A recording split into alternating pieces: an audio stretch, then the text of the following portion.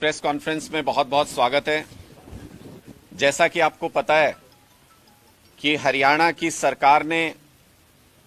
किसान आंदोलन का एक झूठा बहाना बनाकर पूरे हरियाणा के लोगों को बंधक बना रखा है। पूरे हरियाणा के लोगों के ऊपर एक तरीके से अत्याचार किया जा रहा है, मानसिक रूप से उनको प्रताड़ित किया जा रहा है और शारीरिक रूप से उनको बंधक बना लिया गया है, उनकी आवाजाही में रुकावट पैदा की जा रही है। ऐसा बीजेपी की हरियाणा सरकार जानबूझकर कर रही है, इसमें अब कोई शक नहीं बचा है। इसको कहने के हमारे कुछ आधार हैं। 15 फरवरी को किसान संगठनों ने स्पष्ट तौर पे ये कह दिया था कि 19 तारीख तक वो दिल्ली कूच नहीं करेंगे, 19 तारीख तक वो इंतजार करेंगे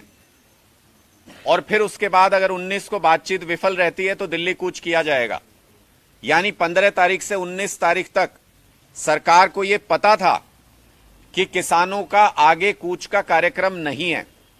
उसके बाद कल जैसे ही वार्ता हुई, वार्ता के तुरंत बाद किसान नेताओं ने बहुत स्पष्ट तौर पर यह बयान दिया और मैं एक से अधिक किसान नेताओं के ये बयान सुन चुका हूं, जिन्होंने ये कहा कि 21 तारीख तक का सरकार को समय देते हैं। जो सरकार ने प्रपोजल्स दिए उनके ऊपर हम भी विचार करेंगे और जो हमने बात कही है उसके ऊपर सरकार भी विचार करेगी और फिर 21 तारीख को शांतिपूर्ण तरीके से दिल्ली कूच किया जाएगा। यानी कोई एम्बिग्विटी नहीं है किसी भी तरीके की। इसका मतलब हरियाणा की भारतीय जनता पार्टी की सरकार के पास यह समय था कि 7 डिस्ट्रिक्ट्स के अंदर जहां उन्होंने इंटरनेट बंद कर रखा है, वहां पे वो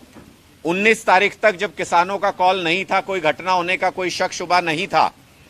तो 19 तारीख तक उन 7 डिस्ट्रिक्ट्स में इंटरनेट को चालू किया जा सकता था।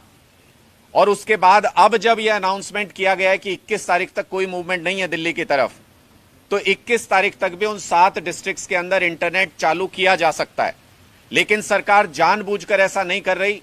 क्योंकि किसान आंदोलन का बहाना लेकर के सभी लोगों के मन में किसानों के प्रति नफरत पैदा करने की कोशिश भारतीय जनता पार्टी की सरकार सुनियोजित तरीके से कर रही है। जगह जगह पर इस नैरेटिव को पुश करने की कोशिश की जा रही है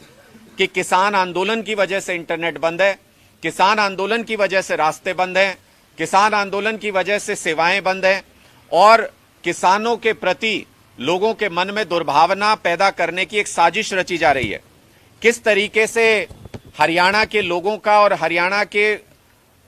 पूरे समाज का आर्थिक और सामाजिक रूप से भारतीय जनता पार्टी की नुकसान कर रही है। दूसरा पॉइंट अगर मैं यहां पर लूं तो ये नैरेटिव भी साथ साथ भारतीय जनता पार्टी फैलाने की कोशिश कर रही है कि ये जो आंदोलन है ये पंजाब के किसानों का है। ये पंजाब के किसान एमएसपी गारंटी कानून मांग रहे हैं, सभी फसलों के लिए एमएसपी की गारंटी मांग रहे हैं। कहीं ना कहीं ये बात लोगों को बताने की कोशिश की जा रही है कि ये हरियाणा से जुड़ा हुआ आंदोलन नहीं है। खट्टर साहब, गलतफहमी निकाल दीजिए। हरियाणा का एक एक किसान इस किसान आंदोलन के साथ मजबूती से खड़ा है और हमारे पास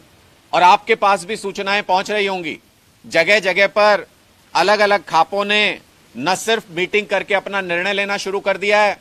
बल्कि किसान संगठनों ने भी अपनी कई सारी बैठकें की हैं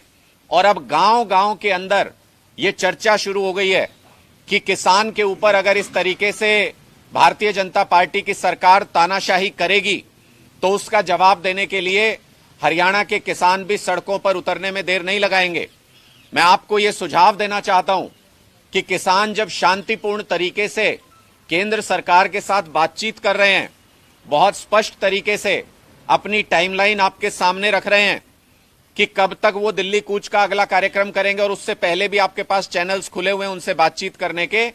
तो मुझे लगता है कि जो आपने नाजायज तरीके से 70-80 लाख लोगों को हरियाणा के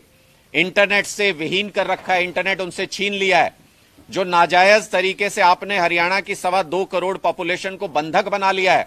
जगह जगह पर सारे स्टेट और नेशनल हाईवेज को बंद कर दिया है, ये अपनी कुत्सित मानसिकता और जो तानाशाही मानसिकता है उससे आपको बाहर आना पड़ेगा और अपने इन फैसलों पर पुनर्विचार करके हरियाणा के किसानों का भला भी कीजिए। हरियाणा के किसानों की भी मांग है एमएसपी को लेके, कहीं ऐसा ना हो कि इस पूरे नैरेटिव के चलते हरियाणा के किसानों को एक साइड छोड़ दिया जाए और सिर्फ पंजाब के किसानों के ऊपर भारतीय जनता पार्टी की केंद्र सरकार उनके साथ वार्ता करे। इस तरीके का नुकसान हरियाणा के किसानों का अगर करने की कोशिश कर रही है तो हरियाणा की भारतीय जनता पार्टी की सरकार कर रही है। इसलिए हमारा बीजेपी की हरियाणा सरकार से यह अनुरोध है कि तुरंत प्रभाव से इंटरनेट का बैन सभी 7 डिस्ट्रिक्ट्स के अंदर हटाया जाए।